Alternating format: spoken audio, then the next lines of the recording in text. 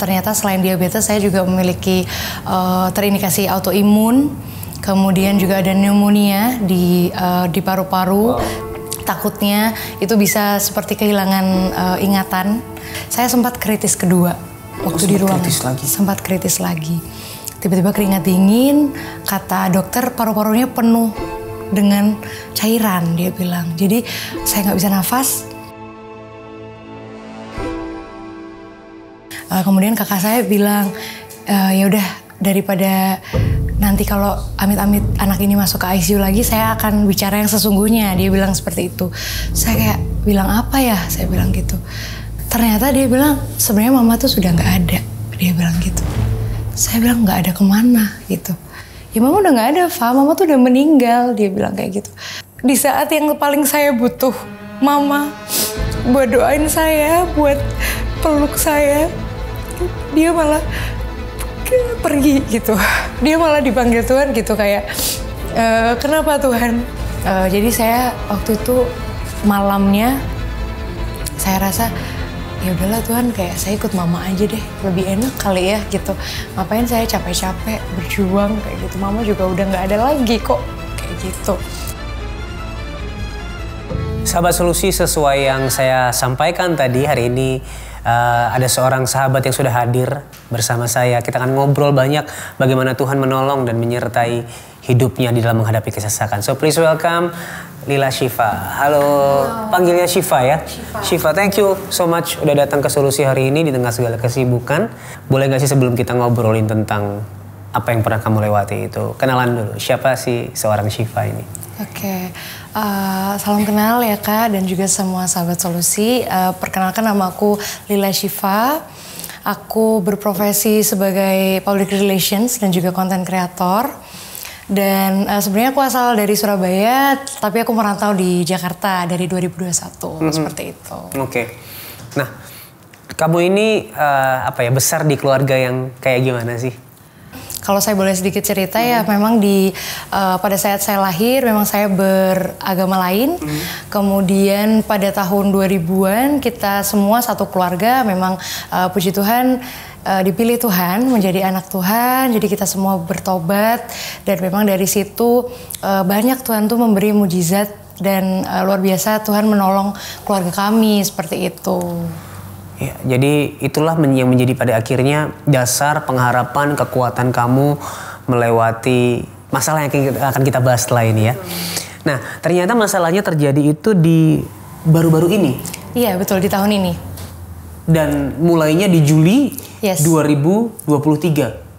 2025. Oh, di tahun ini. 2025. Oh, Juli 2025. Iya, betul. Dan berarti baru beberapa bulan lalu ya? Iya, baru banget. Dan itu memang kejadiannya setelah ulang tahun saya sih. Kebetulan di akhir Juli lah, sekitar akhir Juli gitu. Okay.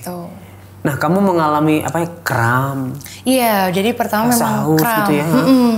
Awalnya memang sering kram di bagian kaki. Hampir setiap hari gitu. Sampai sudah ganti sepatu dan lain-lain, masih kram. Kemudian dehidrasi yang sangat berlebihan. Terus juga sering kelingan gitu, lemas walaupun tidak melakukan kegiatan berat, tapi tetap kayak capek, lemes setiap hari kayak gitu. Dan kamu mengira itu tadi sempat harus ganti sepatu, betul. Karena apakah sepatunya yang bikin kakiku sakit? Nah, waktu dehidrasi juga kamu berusaha untuk banyak minum gitu ya? Iya, kayak ngiranya dehidrasi biasa mungkin ya seperti itu. Tapi karena kok setiap hari kayak gini, menurut saya tubuh tuh kayak ngasih sinyal nih minta pertolongan, seperti itu sih waktu itu. Ya, setelah berapa lama akhirnya kamu menyadari bahwa ini ternyata tubuhku sedang meminta pertolongan ini? Sekitar 2 mingguan mungkin ya. Oh, jadi kamu biarkan tuh ya jalannya selama 2 minggu? Iya, betul. Dibiarkan dulu karena pertama ngiranya biasa, terus karena seiring berjalannya waktu kayaknya dia minta pertolongan nih, makanya saya coba cek gula darah gitu. Oke. Nah, waktu itu apa yang kamu pikirkan? Sempat berpikir bahwa ini hal yang berat kah? Jangan-jangan ini suatu hal yang parah nih gitu.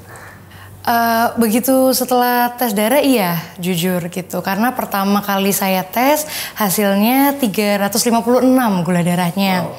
Dan memang kata apoteker sih itu sangat tinggi ya. Karena manusia normal di 200-an harusnya, di bawah 200 sorry kayak gitu. Kemudian saat mengetahui itu jujur kayak aduh ini kayaknya berat banget nih penyakitnya. Saya nggak pernah kena penyakit yang serius masalahnya kayak gitu. Nah waktu itu dokter sempat bilang nggak penyebabnya apa, kenapa bisa setinggi ini? Jadi setelah tes darah sebenarnya nggak langsung ke dokter. Memang kita ada sedikit konsultasi by WhatsApp gitu dengan dokter, tapi saya belum pergi ke dokter. Jadi memang dokter menyarankan untuk tes HbA1c pertamanya. Untuk lebih jelas lagi, jadi akan lebih detail untuk gula darahnya. Kemudian ketika waktu saya tes itu sekitar pertengahan Agustus ya. Kalau nggak salah tanggal 12 atau 13 Agustus, ternyata hasil HbA1c-nya itu 11,5%. Padahal manusia normal yang gula darahnya sehat itu di bawah 6,5%. Jadi tinggi sekali. Banget. Iya, tinggi sekali gitu. Oke. Dan hari itu di tengah rasa takut, apa yang kamu lakukan? Waktu itu saya cuman bilang kayak Tuhan, saya ikhlas kalaupun memang gimana ya, kalau Tuhan memang kasih waktu saya sampai seberapa nih karena penyakit ini gitu. Saya selalu bilang karena hidup adalah Kristus, mati adalah keuntungan seperti itu. Jadi saya ya udahlah Tuhan, saya ikhlas kayak gitu waktu itu gitu. Cuman memang tubuh ini masih berusaha berjuang nih, gimana ya caranya nyembuhin seperti itu. Saya sempat panik buying juga kayak jus seledri, terus obat-obatan yang bisa menurunkan kadar gula darah, tapi tidak menolong gitu. Semuanya kayak makin parah aja gitu, nggak membaik sama sekali kayak gitu. Dengan segala pertolongan itu nggak ada pengaruhnya sama sekali. Apakah akibat sudah terlalu parah ya? Betul. Komplikasi diabetesnya itu ya? Betul, karena sudah terlalu tinggi juga sih. Terlalu mungkin terlambat saya menyadari atau memang tidak bisa instan diturunkan gula darahnya kayak gitu. Oke. Di situ kan kamu ada rasa ikhlas ya, rela kalau memang waktunya sudah untuk berpulang, kamu akan dengan rela untuk pulang gitu. Tapi apakah tetap ada rasa ingin untuk sembuh, ada pengharapan lagi gitu untuk kembali pulih?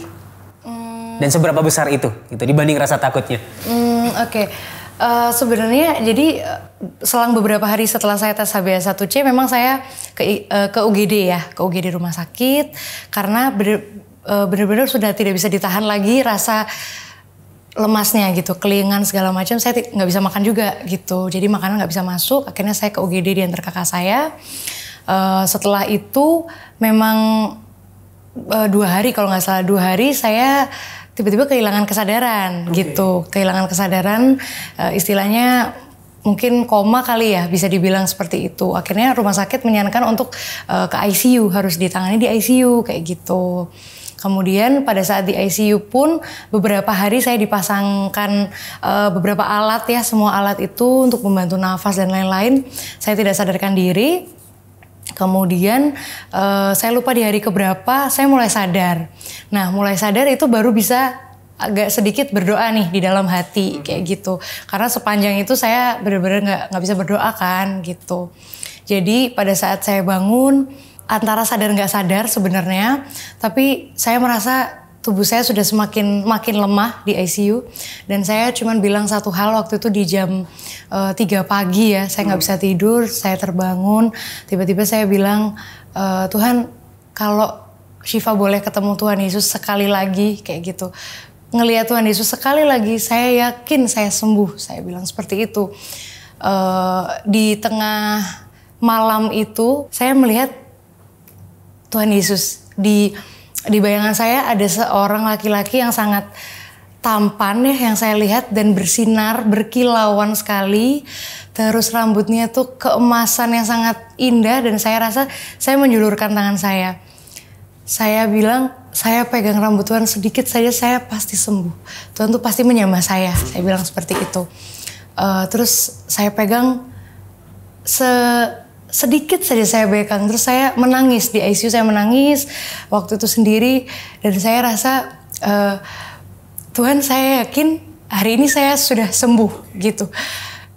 Waktu itu saya benar-benar susah nafas, saya gerak juga susah, makan lewat hidung juga saya nggak pernah mengalami yang seperti itu. Jadi sebenarnya waktu itu memang saya rasa ya nggak apa-apa Tuhan kalau saya berpulang, tapi saya percaya sebenarnya kalau Tuhan jamah saya yakin saya sembuh. Saya bilang seperti itu gitu.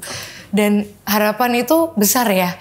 Dalam arti iman saya rasanya saya sudah sembuh. Saya sudah lihat Tuhan, saya sudah sembuh di malam itu. Seperti itu. Dan puji Tuhan, besok pagi saya bangun di jam 6 pagi sudah lebih baik, sudah lebih segar. Kata suster juga beda ya gitu. Kamu lebih segar gitu, dan mulai bisa ngomong nih gitu, mulai bisa diajak ngobrol. Kemudian kata dokter juga lumayan membaik dari ginjal dan juga pankreasnya waktu mereka lihat hasil urin dan segala macam kayak gitu. Memang sakit penyakit kadang membuat kita kehilangan harapan, rasa takut yang begitu mencekam sehingga ya kita nggak berani untuk berharap sembuh.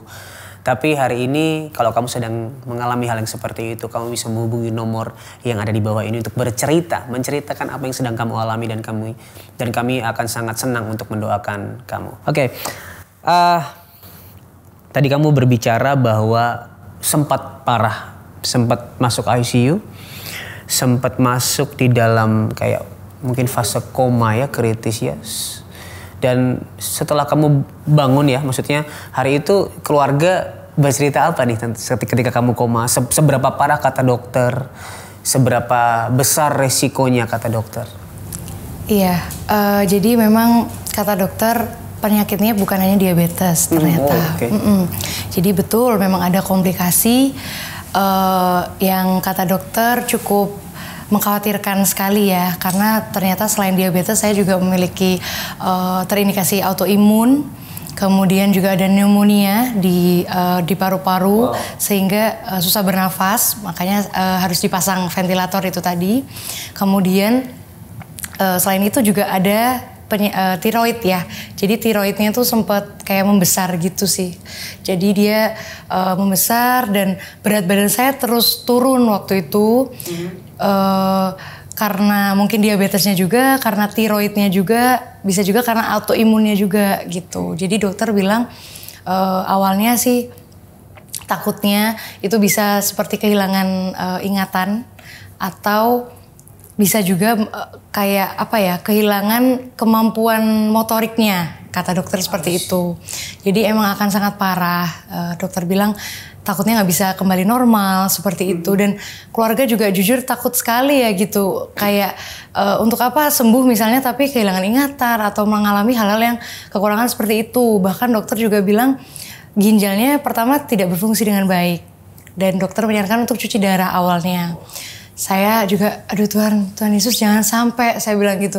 Masalahnya saya masih umur 29 juga kan, masa udah cuci darah seperti itu kan. Sangat takut, sangat tidak karuan, keluarga juga gitu. Tapi semua orang berdoa, dan semua orang juga saya berterima kasih sekali, sangat sangat support saya seperti itu. Makanya waktu saya bangun sih ya diceritain beberapa hal itu ya lumayan, ternyata seperti itu ya gitu. Separah itu ternyata. Saya kira diabetes aja, gula tinggal dikurangin kayak gitu. Ternyata enggak gitu. Dan selama 2 minggu masa kritis itu, kamu pada akhirnya mengalami suatu pengalaman spiritual, melihat bertemu Tuhan Yesus. Dan hari itu apa yang paling kamu rasakan? Selain badan, tadi kan kamu bilang badan lebih enak, dan katanya ada perkembangan dari organ-organ dalamnya. Tapi selain itu secara spiritual, secara hati, secara jiwa, apa yang kamu rasakan? Saat itu setelah keesokan harinya saya bisa berdoa, jujur puji Tuhan kayak sukacita. Walaupun saya masih terbaring di ICU, tapi rasanya saya sudah sembuh gitu. Saya yakin saya sudah sembuh, dan saya sudah tidak khawatir lagi, saya tidak takut, melainkan saya sukacita dan saya percaya bahwa Tuhan punya rencana yang baik nih buat saya. Tuhan punya rencana yang indah dan saya bilang Tuhan, kalau saya bisa keluar dari ICU ini hidup-hidup gitu ya, saya bisa keluar dengan sehat, saya mau ke gereja. Tempat pertama yang akan saya tuju pasti gereja. Kedua, saya ingin bersaksi dimanapun Tuhan pakai saya. Saya mau bilang, sampai detik ini Tuhan Yesus tuh masih berbuat mujizat loh buat kita semua. Dia tidak berhenti, kasihnya selalu ada. Dan dia gak pernah berhenti menyayangi kita. Kayak gitu sih. Itu perasaan saya. Jadi rasa takutnya juga sirna gitu ya. Rasa ragunya hilang. Dan kamu bisa menemukan sukacita bahkan walaupun keadaan saat itu belum mencerminkan. Belum jelas gitu betul, ya. Betul. Sedangkan kata dokter juga bisa aja kehilangan motorik, kehilangan ingatan. Tapi hari itu nggak ada rasa khawatir. Iya, betul. Apalagi kamu seperti yang kamu bilang tadi, kamu punya ayat yang menjadi pegangan dalam hidup kamu. Hidup adalah Kristus dan mati adalah keuntungan. Nah, seberapa besar makna ayat itu buat kamu? Jujur sangat besar, terutama waktu saya di ICU ya. Memang ketika kita tuh dihadapkan dengan pilihan hidup antara hidup atau mati, itu rasanya memang sudah nggak ada pilihan lain kecuali kita betul-betul berserah kepada Tuhan. Mungkin saat kita hidup kita masih bisa nih punya banyak plan, punya banyak pilihan seperti itu. Tapi di titik itu saya benar-benar saya yakin Tuhan Yesus tuh sudah menyelamatkan saya. Dan jadi sebenarnya kalaupun saya mati di hari itu, meninggal di hari itu, tidak ada yang perlu saya khawatirkan. Karena saya yakin 100% Tuhan Yesus tuh memegang hidup saya seperti itu. Jadi saya sangat bersyukur sih. Saya punya Tuhan yang sangat baik gitu ya. Kita punya Allah yang sangat menyayangi kita, seperti itu. Oke, that's why kamu berkata, kalau aku bisa keluar dari sini hidup-hidup, ya aku akan menceritakan tentang Kristus lebih lagi karena hidupku adalah Kristus gitu ya. Alright. Tapi ternyata apa yang kamu harus lewati tidak berhenti di sakit penyakit. Tidak berhenti di kamu berada dalam posisi yang kritis. Ternyata kamu harus menghadapi duka yang mendalam di saat kritis itu. Mama dipanggil Tuhan. Itu ketika kamu masih koma atau sudah sadar itu ya? Sudah sadar. Sudah sadar. Berapa hari setelah sadar Mama dipanggil Tuhan? Jadi waktu memang setelah saya selesai berdoa, dokter kan bilang 1-2 hari saya bisa keluar dari ICU dan pindah ke ruangan biasa seperti itu. Kemudian waktu itu memang saya tanya kakak saya, Mama mana sih, kok nggak ada kayak nanya-nanya saya seperti itu kan? Kok nggak ada telepon atau apa kayak gitu. Tapi kakak saya, oh iya lagi sibuk, bilang kayak gitu doang. Nah setelah itu tuh kalau nggak salah di hari Rabu ya. Rabu saya tanya dan tidak ada jawaban. Kemudian Kamis Jumat saya keluar dari ICU. Puji Tuhan saya dipindahkan ke ruangan biasa seperti itu. Nah ternyata di hari Rabunya itu kalau nggak salah di tanggal 26 Agustus. Di tanggal itulah Mama dipanggil Tuhan ternyata. Padahal harusnya tanggal 27-nya Mama sudah beli tiket untuk ke Jakarta dari Surabaya untuk jengukin saya. Seperti itu.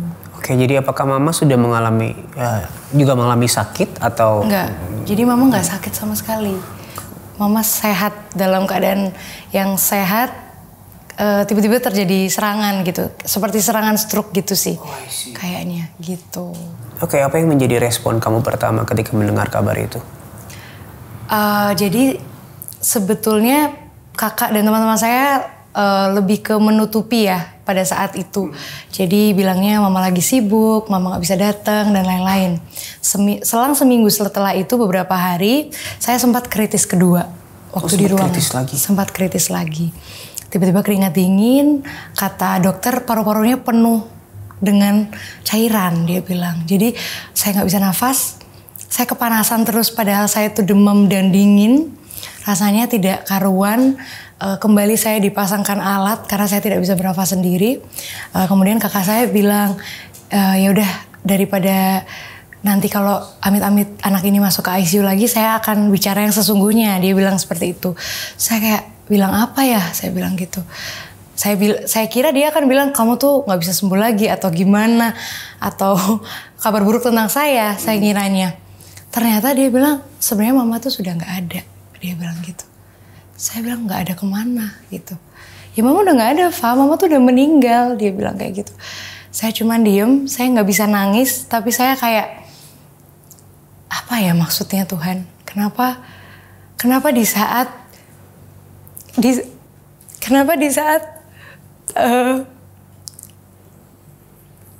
saat yang paling saya butuh mama buat doain saya, buat peluk saya, dia malah pergi gitu. Dia malah dipanggil Tuhan gitu kayak kenapa Tuhan? Pertama saya seperti itu kayak kenapa saya seperti jatuh tertimpa tangga menurut saya ya waktu itu kayak gitu, dan saya hanya terdiam, saya nggak bisa nangis di saat itu. Saya hanya terpaku dan kecewa jujur awalnya kayak gitu. Kecewa maksudnya marah ke Tuhan gitu atau bertanya-tanya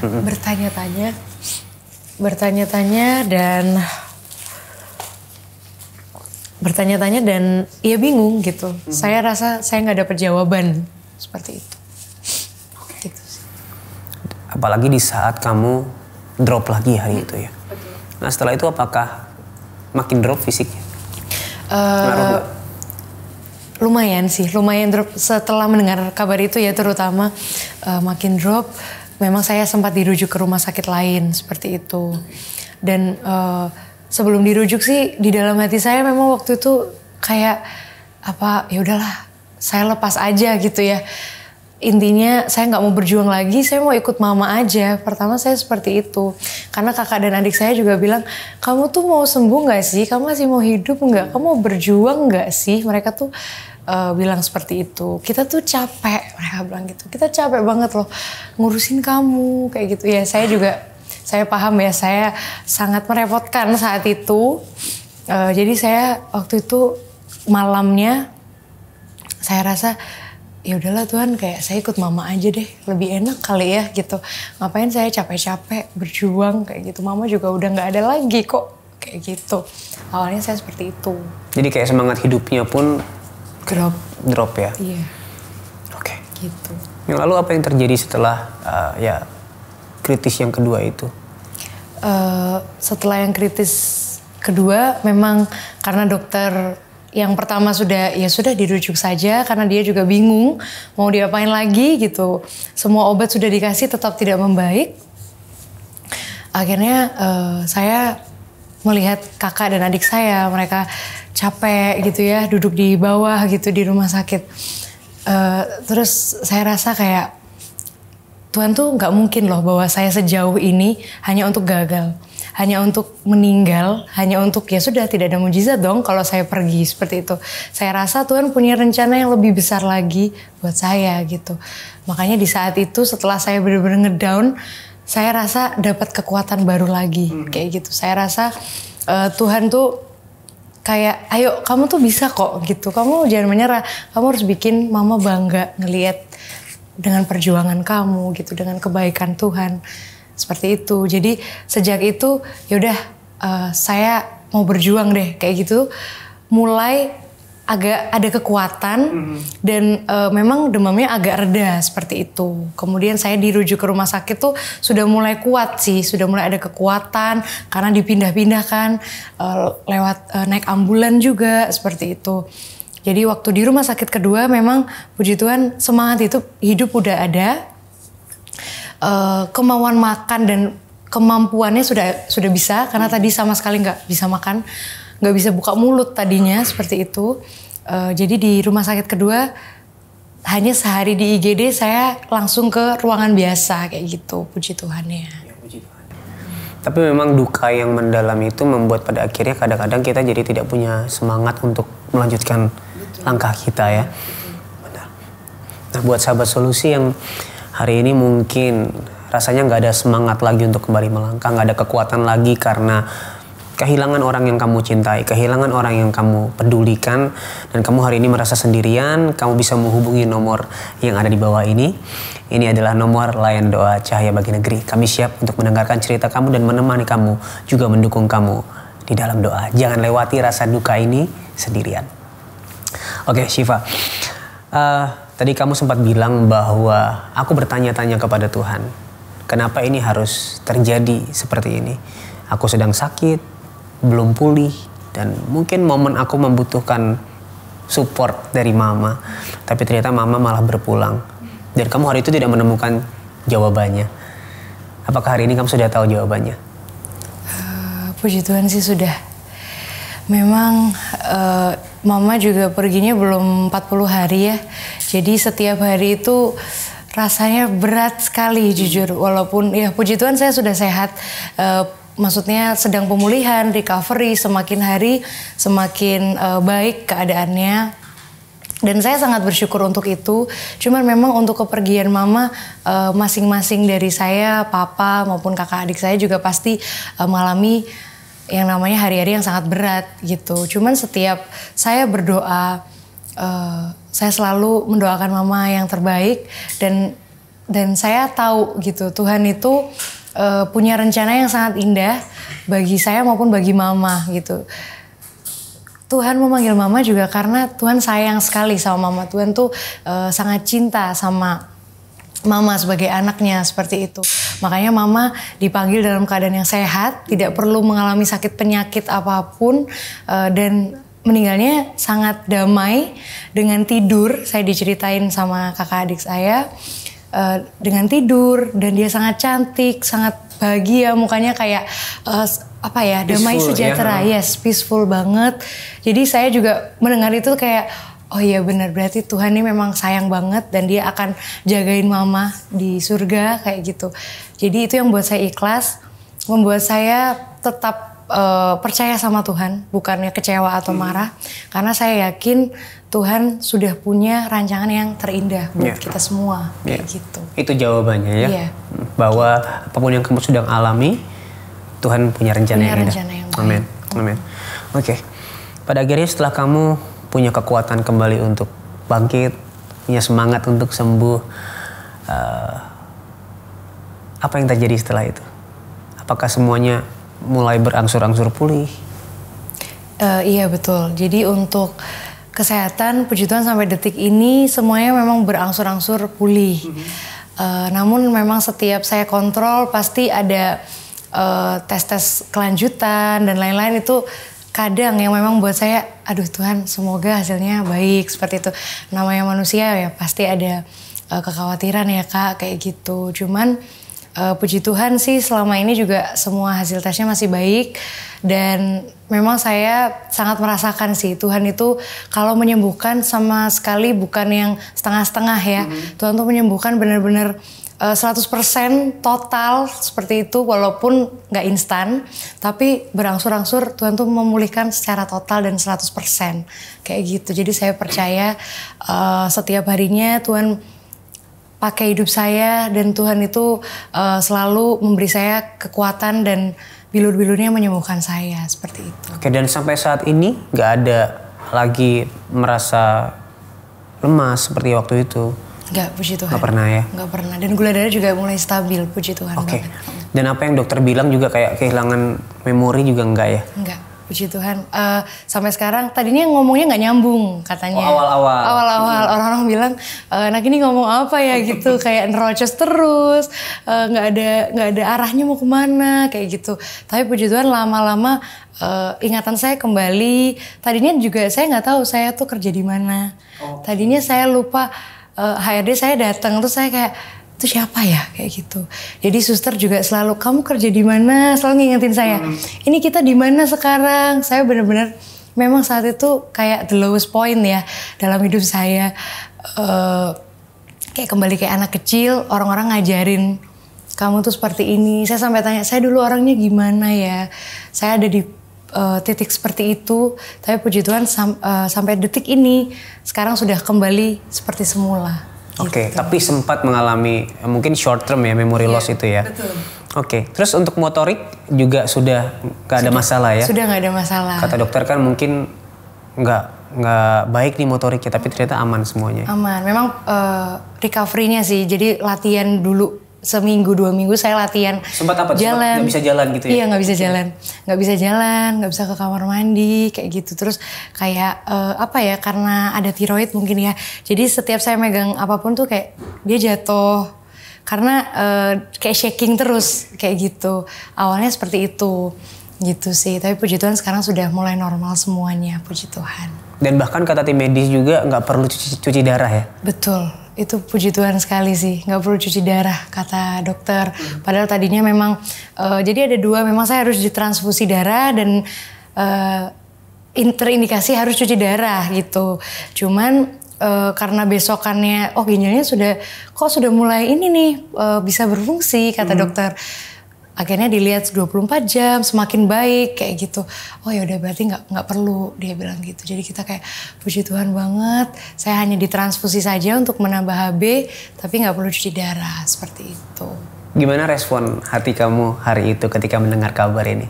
Saya betul-betul amazed sih ya, jujur sangat amazed dengan kuasa Tuhan. Kayak sesuatu yang saya kira tuh nggak mungkin, sesuatu yang saya kira nggak bisa, tapi Tuhan tuh membuat itu sangat mudah sekali, bagaikan membolakan telapak tangan gitu. Jadi menurut saya suatu masalah yang besar bagi Tuhan sangat kecil, dan saya sangat bersuka cita waktu itu. Tuhan terima kasih, saya nggak perlu melewati yang namanya cuci darah dan segala macam hal yang buruk itu, saya bilang gitu sih Kak. Wow.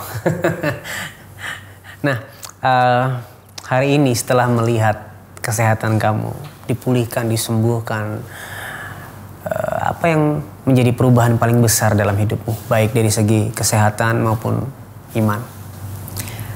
Yang perubahan yang paling besar pasti gaya hidup ya. Saya banyak merubah cara saya hidup, dalam arti pola tidur, pola makan, seperti itu kalau untuk kesehatan.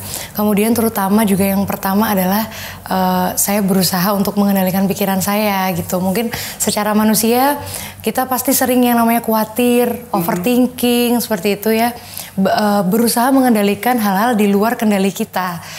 Itu penyakit saya tuh dulu gitu, sehingga dia mendatangkan penyakit fisik lainnya seperti itu. Jadi saya merubah mindset itu untuk menyerahkan kepada Tuhan, kembali lagi yang mempunyai hidup ini gitu. Saya akan kembalikan apa yang tidak bisa saya kontrol kepada Tuhan yang punya rencana, Tuhan yang punya kendali, seperti itu. Jadi secara iman saya sekarang betul-betul ibaratnya apa ya, saya menaruh semuanya. Saya nggak ada lagi yang saya pegang, nggak ada lagi yang saya pertahankan, karena saya ingat juga waktu di ICU saya sempat dalam hati saya bilang barang siapa menyayangi nyawanya akan kehilangan, tapi ketika saya menyerahkan justru mungkin Tuhan yang memberikan itu, nyawa itu kepada saya, seperti itu. Jadi sekarang puji Tuhan banget, saya semakin teguh kepada Tuhan, semakin beriman. Walaupun saya tahu mungkin hidup nggak akan selalu mudah, mungkin hidup pasti naik turun. Ada aja namanya manusia kena masalah dan lain-lain. Cuman saya yakin dengan siapa yang memegang hidup saya, yaitu Tuhan Yesus. Gitu. Amin, amin, amin. Jadi sekarang memandang apa ya, misalnya ada masalah lagi ke depan, kamu akan bisa menghadapi dengan lebih bersandar pada Tuhan, nggak berusaha mengontrol semuanya gitu. Betul, ya. Betul. Berserah ya. Berserah. Oke. Nah, ngomongin pola hidup, ini mungkin nggak dibahas di awal ya. Tapi apakah ternyata diabetes yang kamu alami itu dari pola hidup yang buruk gitu? Betul, pasti mempengaruhi ya. Pola hidup sehari-hari yang kita jalanin. Memang dalam setahun ini karena saya mungkin banyak kesibukan, pekerjaannya juga sangat padat. Jadi memang satu kurang tidur, seperti itu. Nah memang kalau kurang tidur, kurang istirahat kan kita jadi kayak bad mood gitu ya, uring-uringan. Nah jujur karena memang saya suka makanan manis nih kebetulan. Setiap saya stres, saya pasti cari cake gitu ya, cake, dessert. nggak setiap hari sih, tapi hampir setiap hari. Sering sekali lah Sering sekali saya makan itu gitu. Padahal saya imbangin dengan olahraga juga gitu. Tapi memang itu nggak bisa karena pikiran saya juga kacau. Stres juga, kurang tidur juga, ditambah makanan manis. Jadi terjadilah itu diabetesnya udah komplikasi sekali ya kayak gitu. Oke, jadi sebenarnya dimulai dari pola hidup ya harusnya ya. Iya, betul. Karena hidup kita ini kan pemberian Tuhan, kita juga sebagai pengelola harus menjaganya dengan baik ya. Oke. Jadi apa ya? Buat sahabat solusi yang hari ini mungkin pola hidupnya nggak bener, mulai dibenerin ya, mulai dibenahin ya. Betul sekali. Pikirannya jangan sampai stres ya. Walaupun masalah pasti bikin stres ya. Iya, betul. Tapi bisa lebih berserah kepada Tuhan gitu ya. Betul sekali. Terus tidur cukup, istirahat cukup ya. Dan makan yang sehat. Betul. Dan apa itu yang sudah kamu lakukan hari-hari ini sekarang? Iya, betul sekali. Langsung cut segala yang namanya gula. Sama sekali? Sama sekali. Wow. Jadi memang berat ya awalnya gitu. Apalagi gula kan bikin good mood ya rasanya gitu. Tapi puji Tuhan sih dengan makanan-makanan, justru semakin sederhana makanan saya, dari buah-buahan seperti umbi-umbian, justru semakin sehat dan semakin happy jatuhnya. Gitu. Gitu sih. Memang pemberian Tuhan tuh yang terbaik. Kalau malah diolah jadi ini dan itu, justru malah buruk bagi kesehatan. Gitu sih. Kalau berlebihan. Kalau berlebihan. Betul. Oke. Itu adalah perubahan pola hidup, perubahan gaya hidup. Lalu seperti yang bagaimana terjadi, apa yang terjadi seperti yang kamu bilang ya, kalau aku keluar dari tempat ini, dari ICU, dari rumah sakit, sehat, sembuh, aku akan menceritakan, bersaksi tentang kebaikan Tuhan. Seberapa jauh kamu sudah mempraktekkan itu? Jujur karena ini baru sekitar 3 minggu saya keluar dari rumah sakit ya, puji Tuhan. Saya sih setia bertemu siapapun teman yang berkunjung dan menjenguk, saya pasti menceritakan itu kepada siapapun yang saya temui, bahwa memang kebaikan Tuhan itu nyata dalam hidup saya. Dan saya sembuh bukan karena saya kuat, bukan karena saya hebat nih bisa bertahan, bukan. Tapi karena murni Tuhan yang memberikan saya hidup, memberikan saya kesempatan kedua. Jadi yang saya lakukan selama ini, saya bilang ke Tuhan, Tuhan saya mau bersaksi dimanapun. Gak harus saya tuh di mimbar dengan orang banyak. Saya ingin kemanapun saya pergi, siapapun yang saya temui, saya ingin bersaksi bahwa Tuhan Yesus ajaib dan baik. Kayak gitu. Lalu gimana dengan hubungan pribadi kamu dengan Tuhan? Apa yang berubah sejak kamu mengalami hal-hal yang kemarin? Yang berubah pasti sekarang lebih banyak, makin sering berdoa, makin banyak berdoa. Yang tadi saya bilang, karena saya semakin berserah, jadi semakin kalau ada apa-apa nih, Tuhan gimana nih, kayak gitu. Tanya dulu sama yang memberi saya hidup. Kemudian yang kedua, saya jadi tidak berprasangka buruk sama Tuhan. Jadi mungkin kita dulu sering ya, kalau manusiawi, namanya orang kalau mengalami hal yang kurang baik pasti, kenapa nih Tuhan, kok gini sih Tuhan, kayak gitu ya. Tapi puji Tuhan ya, sampai detik ini saya juga selalu berprasangka baik sama Tuhan, karena memang yang selalu Tuhan kasih tuh baik gitu loh. Meskipun awalnya kita kayak nggak ngerti ya apa itu gitu, tapi pada akhir-akhirnya itu pasti baik kok buat kita.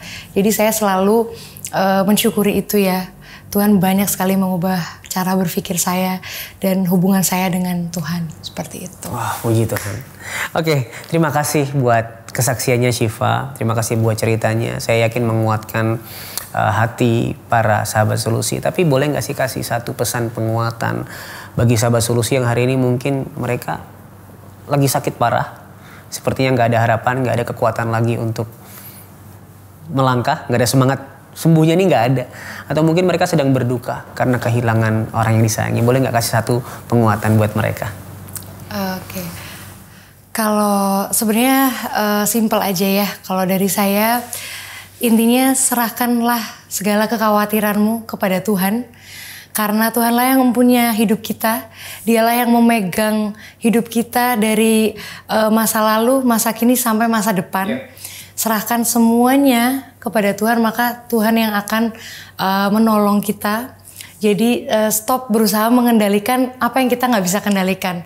Karena yang mempunyai kendali adalah Tuhan Yesus sendiri. Kayak gitu. Oke, intinya sekali lagi berserah dan bersandar Yes. hanya kepada Tuhan. Yes. Syifa, terima kasih sekali lagi buat Thank you waktunya, banget. buat Terima ceritanya. Terima kasih, kasih banyak. Kak. Sehat selalu. Amin. Semoga bisa menjaga pola hidup yang sehat terus. Iya. Kakak juga sehat selalu. Thank you so much. Ya. Nah, buat sahabat solusi yang hari ini membutuhkan dukungan doa, kamu sedang mengalami sakit yang parah, kamu nggak tahu apakah aku bisa sembuh, dan kamu mungkin mengalami duka yang mendalam karena kehilangan orang yang kamu sayangi. Kamu bisa menghubungi nomor yang di bawah ini. Ini adalah nomor layanan doa Cahaya Bagi Negeri. Kami siap untuk mendengarkan cerita kamu dan mendukung kamu di dalam doa. Kami tunggu ya. Ingat, Tuhan Yesus sangat mengasihimu dan apapun permasalahanmu di dalam Tuhan pasti ada solusi.